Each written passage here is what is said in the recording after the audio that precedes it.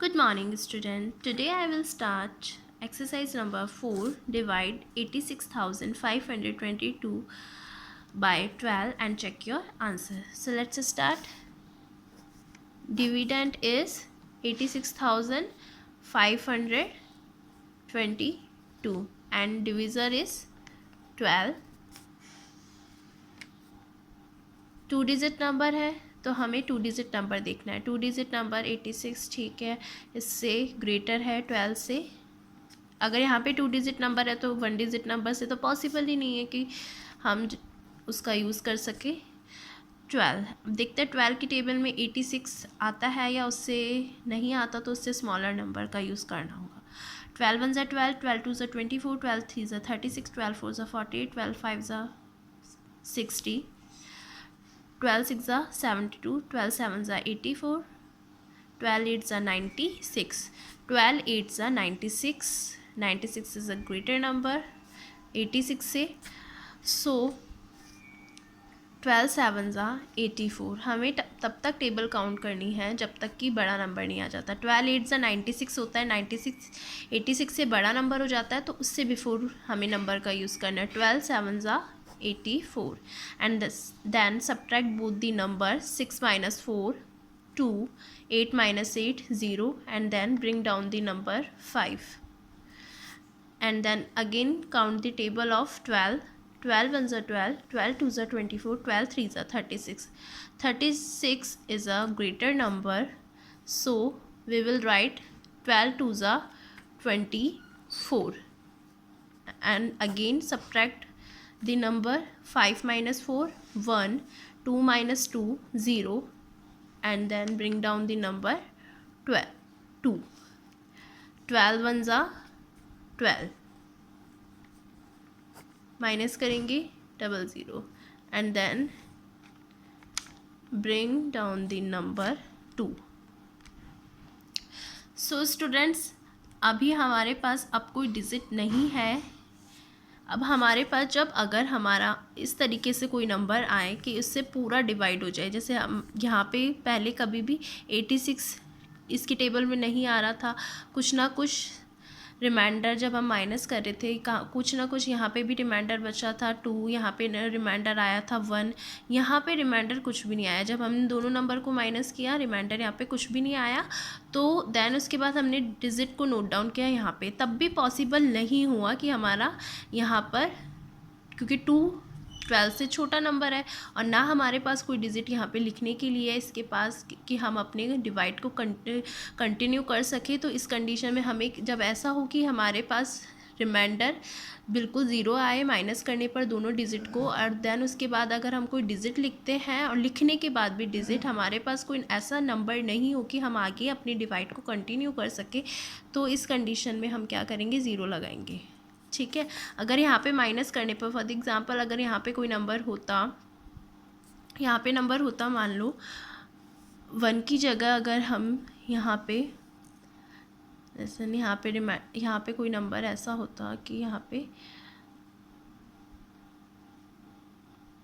5 होता, and then हम करते 12 1 12, माइनस करते 3 आता है यहाँ पे, और देन हम डिजिट यहाँ पे 2 यहाँ पे लिखते, ये हो जाता 2, और फिर हम यहाँ पे टेबल कर लेते 12 1 12, 12 2 24, माइनस करने पर हमारा 8 आंसर आता. तो मतलब तब हमारे इस तरीके का कोई सिचुएशन नहीं थी कि हम यहाँ ज़ीरो का यूज़ करते. ठीक है.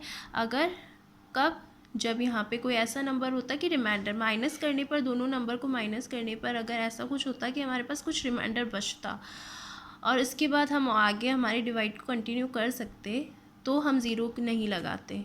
ठीक है. तो यहाँ पे हमें ज़ीरो लगाना पड़ेगा क्योंकि हमारा पूरा डिवाइड हो, यहाँ पे पूरा हमारा माइनस करने पर ज़ीरो आंसर आया, एंड देन उसके बाद डिजिट हमने लिखी, लिखने के बाद भी हमारे पास हम अपने डिवाइड को कंटिन्यू नहीं कर सकते. तो तब आपको क्या करना है, लास्ट में एंड में ज़ीरो लगाना है. मैं आपको एक और एग्जांपल के थ्रू बता देती हूँ. जैसे अगर ऐसे कोई नंबर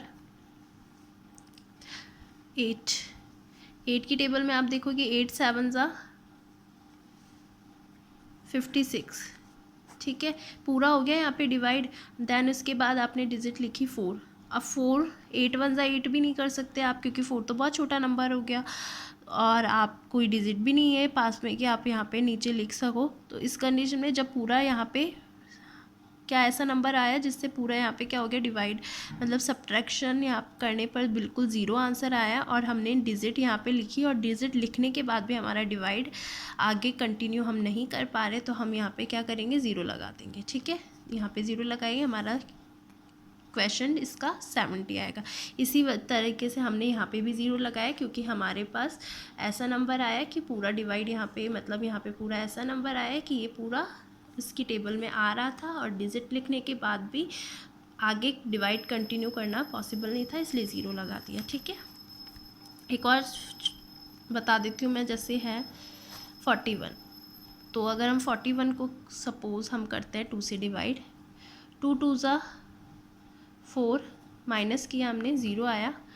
अब हमने डिजिट लिखी 1। अब हमने डिजिट लिखने के बाद भी हम आगे कंटिन्यू नहीं कर पा रहे हैं हमारे डिवाइड को, तो हम यहाँ पे ज़ीरो लगा देंगे। हमारा क्वेश्चन क्या हो जाएगा, 20। ठीक है, कि अगर ऐसा कोई यहाँ पे नंबर आए जिससे पूरा यहाँ पे उसकी टेबल में वो नंबर आता हो और हम नीचे लिखते हैं डिजिट लिखने के बाद भी हमारा डिवाइड नहीं हो रहा, तो यहाँ ज़ीरो लगा देंगे। अब चाहे वो डिजिट कितनी भी बड़ी हो, स्मॉलर हो या इस तरीके की 3 डिजिट नंबर हो। एंड देन हमें अपने डिवाइड को क्या करना है, चेक भी करना है। तो चेक करने का फॉर्मूला होता है divisor multiply quotient, divisor multiply quotient plus reminder.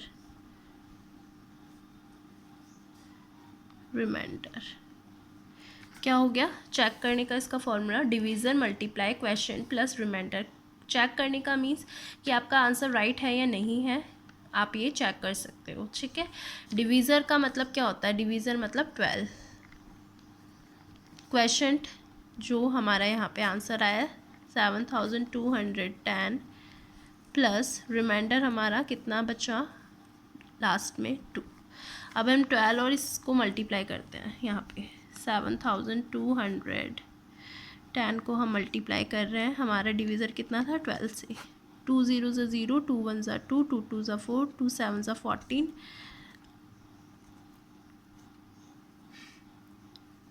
I hope आपको मल्टीप्लाई करना आता है, इसलिए मैं आपको वापस नहीं बता रही हूँ कैसे करते हैं। इसमें आपको मल्टीप्लाई करने पर क्या आंसर आया इसका 86,520।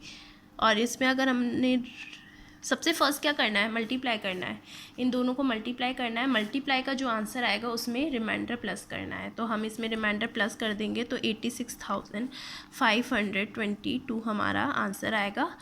और ये आंसर हमारा किसके इक्वल होगा, आपको चेक करना है। यहाँ पे आपको ये चीज़ भी लिखनी है, चेक लिखने की ज़रूरत नहीं है, आपको लिखना है dividend is equal, dividend equal divisor multiply question plus remainder. Dividend क्या है हमारा, ये बीच वाला आंसर, तो हमारा डिविडेंड कितना है 86,522।